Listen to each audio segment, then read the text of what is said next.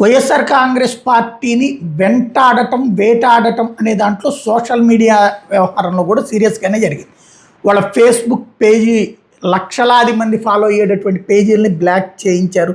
అట్లాగే పోస్టులు తీయకపోతే కేసులు పెట్టడాల దగ్గర నుంచి అనేకం జరిగినటువంటి వ్యవహారం. ఇప్పుడు తాజాగా వినబడుతున్నటువంటి వ్యవహారాలన్నింటినీ చూసిన తర్వాత ఇక సోషల్ మీడియా ప్లాట్ఫారాలు అన్నిట్లో కూడా ప్రభుత్వం, తెలుగుదేశం ప్రభుత్వం అంటే జగన్ ప్రభుత్వం చెయ్యలేకపోయింది, తెలుగుదేశం ప్రభుత్వం చేయగలిగింది, ఆధిపత్యం చెలాయించడం అన్నట్టు. దాంతో ఇప్పుడు కీలకమైన అడుగు వేశారు. ఒక యాప్ పెట్టి ఆ యాప్లోనే వైఎస్ఆర్ కాంగ్రెస్ పార్టీకి సంబంధించిన కార్యక్రమాలన్నీ అప్లోడ్ చేయబడితే అట్లా కార్యకర్తల వివరాలన్నీ అందులోనే ఉంటాయి.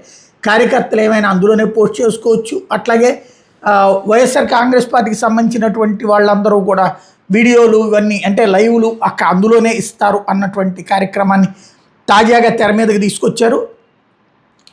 జగన్ 2.0 సూపర్ యాప్ అనేటటువంటి పేరుతో దాన్ని తెర మీదకి తీసుకుని వచ్చారు.